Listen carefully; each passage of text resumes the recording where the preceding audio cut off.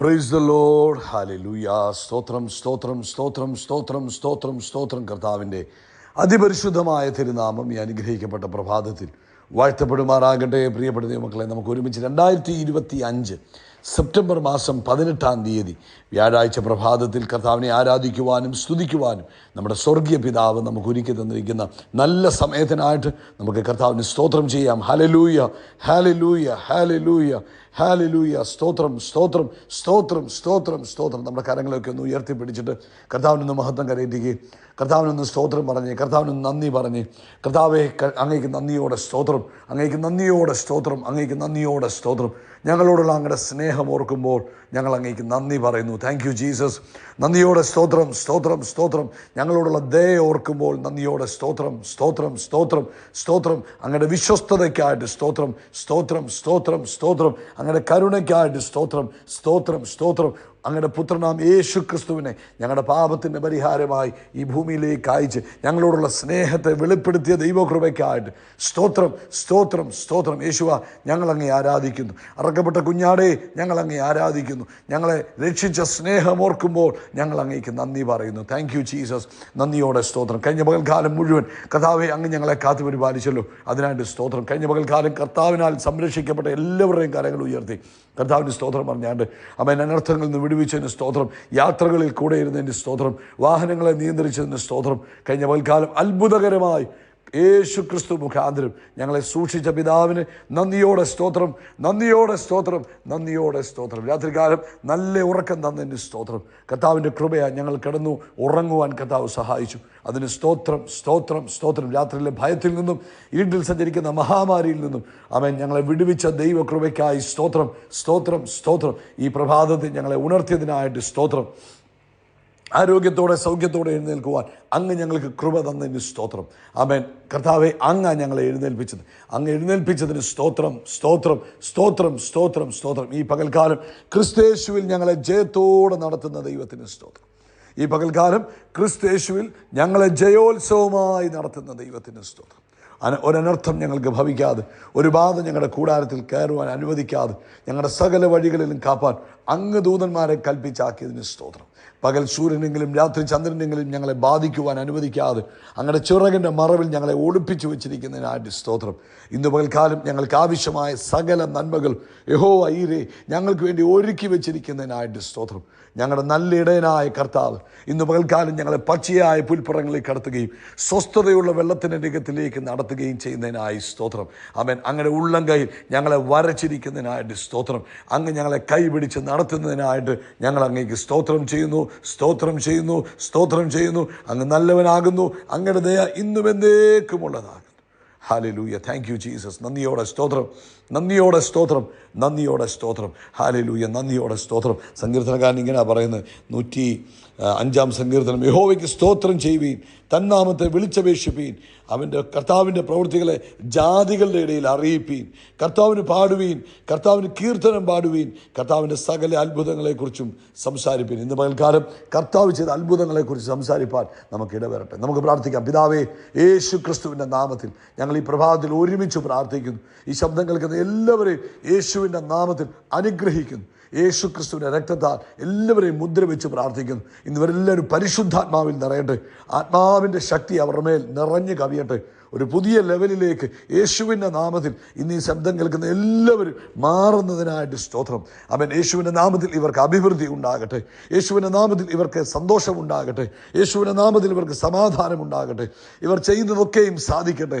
ഇവർ അകത്ത് വരുമ്പോഴും പുറത്തു പോകുമ്പോഴും അനുഗ്രഹിക്കപ്പെടട്ടെ. ഇവർ ഉയർച്ച തന്നെ പ്രാപിക്കട്ടെ. ഇവരുടെ സകല വഴികളിലും അങ്ങയുടെ പ്രത്യേക ഫേവർ ഉണ്ടാകട്ടെ. ഇവർ ഇന്ന് പകൽക്കാലം ചെല്ലുന്നിടത്ത് ദൈവിക അത്ഭുതങ്ങൾ കാണാൻ കർത്താവ് സഹായിക്കുന്നു. ഇവർ എവിടെ കയറി ചെന്നാലും അവിടെ ദൈവത്തിൻ്റെ അത്ഭുതങ്ങൾ കാണാൻ ഇന്ന് പകൽക്കാലം കർത്താവ് സഹായിക്കുന്നതിന് സ്തോത്രം. രോഗികൾ യേശു ക്രിസ്തുവിൻ്റെ നാമത്തിൽ ഇപ്പോൾ തന്നെ സൗഖ്യമാകട്ടെ.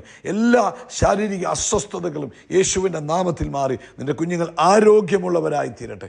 എല്ലാ സാമ്പത്തിക ബുദ്ധിമുട്ടുകളും മാറി ദൈവിക സമൃദ്ധി ഉള്ളവരായി മാറട്ടെ. എല്ലാ അഡിക്ഷനുകളും മാറി യേശുവിന് അഡിക്റ്റഡായി മാറട്ടെ. ആമേൻ. പരിശുദ്ധാത്മാവിന് അഡിക്റ്റഡായി മാറട്ടെ. ഈ ലോകത്തിൻ്റെതായ എല്ലാ അഡിക്ഷനുകളെയും യേശുവിൻ്റെ നാമത്തിൽ ഞങ്ങൾ ബന്ധിക്കുന്നു. ദൈവിക അത്ഭുതങ്ങൾ തൻ്റെ കുഞ്ഞുങ്ങളുടെ ജീവിതത്തിൽ നടക്കുന്നതിനായിട്ട് സ്തോത്രം. അതുപോലെ കർത്താവെ, ലോകത്തെമ്പാടും കർത്താവിൻ്റെ വേലയിലായിരിക്കുന്ന അഭിഷക്തദാസിദാസന്മാരെ അനുഗ്രഹിക്കണം, ആദരിക്കണം, മാനിക്കണം. പ്രത്യേകിച്ച് നാളെ നടക്കുന്ന സഭായോഗം അനുഗ്രഹപൂർണ്ണമാക്കി തീർക്കണം. ഇന്നലത്തെ മീറ്റിങ്ങിനെ അനുഗ്രഹിച്ചതിന് സ്തോത്രം. കർത്താവിൻ്റെ കൃപ എല്ലാവരുടെയും ജീവിതത്തിൽ ഉണ്ടാകട്ടെ. പ്രാർത്ഥന കേട്ടതിനായിട്ട് സ്തോത്രം. സകല മഹത്വവും പുകഴ്ചയാപ്പയ്ക്ക് യേശു ക്രിസ്തുവിൻ്റെ നാമത്തിൽ തന്നെ. ആമേൻ, ആമേൻ, ആമേൻ. കർത്താവ് നിങ്ങളെല്ലാവരും ധാരാളമായിട്ട് അനുഗ്രഹിക്കട്ടെ. കർത്താവിൻ്റെ വരവ് താമസിച്ചാൽ നാളെ ഇന്ത്യൻ സമയം രാവിലെ 8 മണിക്ക് നമ്മുടെ സഭായോഗം ആരംഭിക്കും. നിങ്ങൾ പ്രാർത്ഥനയോടുകൂടെ അതിൽ പങ്കെടുക്കുന്നുവെങ്കിൽ അത് നിങ്ങളുടെ ജീവിതത്തിൽ വലിയ അനുഗ്രഹത്തിന് കാരണമായി തീരും. പ്രാർത്ഥിക്കുക, അതിനുവേണ്ടി ഒരുങ്ങുക, ദൈവത്തിൻ്റെ പ്രവൃത്തിക്കായി കാത്തിരിക്കുക. കർത്താവ് നിങ്ങളെ അനുഗ്രഹിക്കട്ടെ. ഹല്ലേലൂയ, സ്തോത്രം. ഇന്ന് പ്രഭാതത്തിൽ നമുക്ക് ദൈവത്തിൻ്റെ ആത്മാവ് തന്നിരിക്കുന്ന ആലോചന ഫിലോമോൻ്റെ ലേഖനം 1-ാം അധ്യായം. ഫിലോമോന് ഒരു അധ്യായം മാത്രമേ എഴുതിയിട്ടുള്ളൂ. അതിൽ അപ്പോസ്തലനായ പൗലോസ് ഫിലോമോൻ എഴുതുന്ന ലേഖനത്തിൽ അതിൻ്റെ 11-ാമത്തെ വാക്യമാണ്. അവിടെ ഇങ്ങനെയാണ് പറയുന്നത്: അവൻ മുമ്പേ നിനക്ക് പ്രയോജനമില്ലാത്തവനായിരുന്നു, എന്നാൽ ഇപ്പോൾ നിനക്കും എനിക്കും നല്ല പ്രയോജനമുള്ളത്. ഇത് അപ്പോസ്തലനായ പൗലോസ് സ്ലീഹ ഫിലോമോന് ലേഖനം എഴുതുമ്പോൾ ഇത് ഒനീസിമോസ് എന്ന് പറയുന്ന ഒരു സ്ലേവ്, അതായത് ഫിലോമോൻ്റെ വീട്ടിൽ നിന്ന ഒരു സ്ലേവായിരുന്നു, ഒരു അടിമയായിരുന്നു ഒനീസിമോസ്. അപ്പം അവിടുന്ന് ഓടിപ്പോയി എന്തോ ദോഷം ചെയ്തിട്ട് അതിന് മുഖാന്തരം ഒനീസിമോസ് എന്ത് ചെയ്തു? ജയിലിലായിപ്പോയി. ആ ജയിലിൽ കിടക്കുമ്പോൾ നമ്മുടെ കർത്താവിൻ്റെ ദാസൻ അപ്പോസ്തലനായ പൗലോസ് സ്ലീഹായുമായി കൂട്ടിമുട്ടുകയാണ്. അദ്ദേഹവും ജയിലിൽ, ഒനീസിമോസും ജയിലിൽ. അവിടെ വെച്ച് പൗലോസ് എന്ത് ചെയ്തു? അദ്ദേഹത്തോട് സുവിശേഷം പറഞ്ഞു. ആ സുവിശേഷം യേശു ക്രിസ്തുവിൻ്റെ തേജസ്സേറിയ സുവിശേഷം ഒനീസിമോസിനെ എന്ത് ചെയ്തു? രൂപാന്തരപ്പെടുത്തി ഒരു ദൈവ പൈതലാക്കി മാറ്റി. അപ്പം ഇപ്പോൾ അപ്പോസ്തലൻ പറയുക, ഈ മനുഷ്യൻ പണ്ട് നിനക്കൊരു ഉപദ്രവമായിരുന്നു, പക്ഷേ ഇന്നെന്തായി മാറി?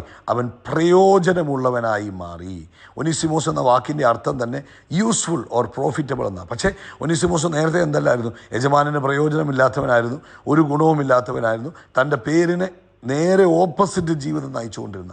എന്നാൽ ക്രിസ്തുവിലായി താൻ കാരാഗ്രഹത്തിൽ കിടക്കുമ്പോൾ അപ്പോസ്തലനായ പൗലോസ് അദ്ദേഹത്തോട് സുവിശേഷം പറഞ്ഞത് മുഖാന്തരമുണ്ടായ മാനസാന്തരം മുഖാന്തരം എന്ത് ചെയ്തു? തൻ്റെ ജീവിതം മാറി മറിയുന്നു. അതായത് ഒരു യഥാസ്ഥാപനം സംഭവിക്കുക. അതായത് മുൻപേ എന്തായിരുന്നു? ഒരു ഗുണവുമില്ലാത്തവനായിരുന്നു, എന്നാൽ ഇന്ന് എന്തായി മാറി?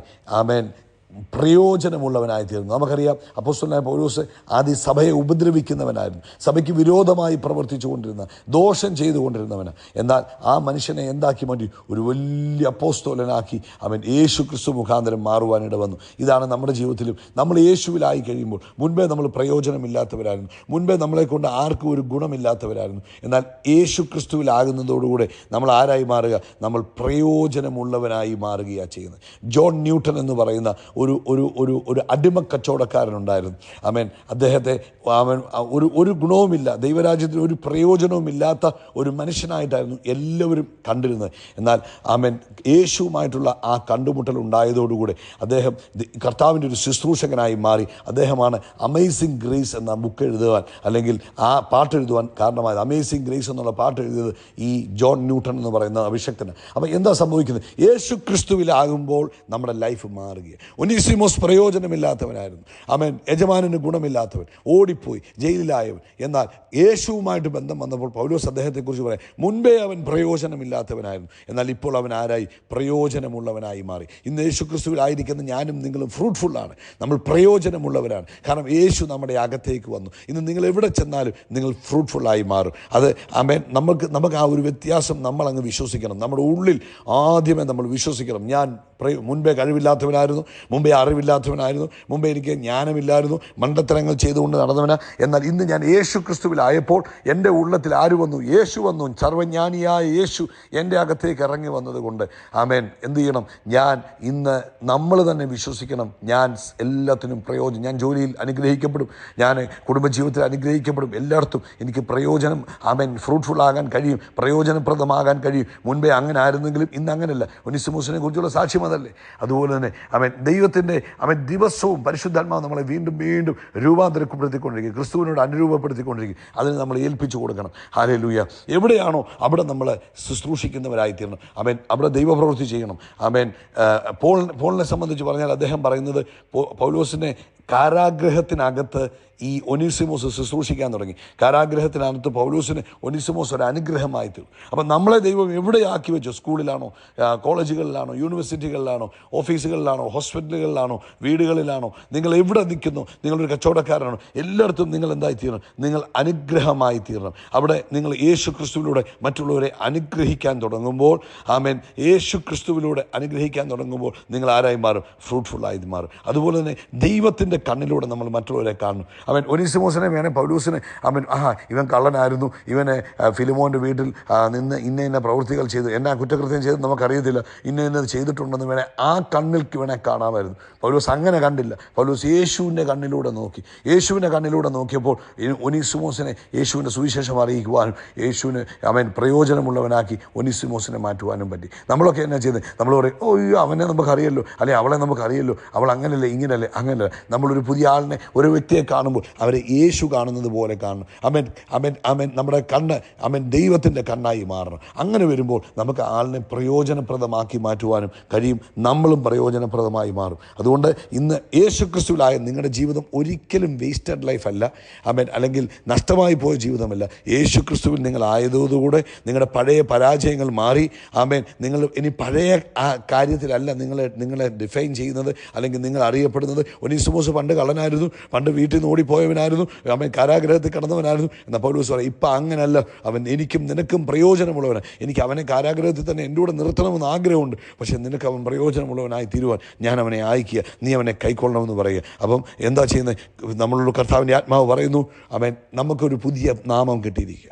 നമ്മൾ പ്രയോജനപ്രദമാകാനാണ് യേശുവിലേക്ക് വന്നത്. അതുകൊണ്ട് ആ ഒരു ബോധ്യം നമുക്ക് വേണം. ഞാനൊരു നഷ്ടപാത്രമല്ല, ഞാനൊരു ഹീനപാത്രമല്ല, ഞാനൊരു നന്മയുള്ള പാത്രമാണ്, ദൈവത്തിന് പ്രയോജനമുള്ള പാത്രമാണ്. ഇന്നു മുതൽ എൻ്റെ ജീവിതം അങ്ങനായിത്തീരും എന്നൊരു ഡിക്ലറേഷൻ പരിശുദ്ധാത്മാവിൽ നമ്മൾ നടത്തണം.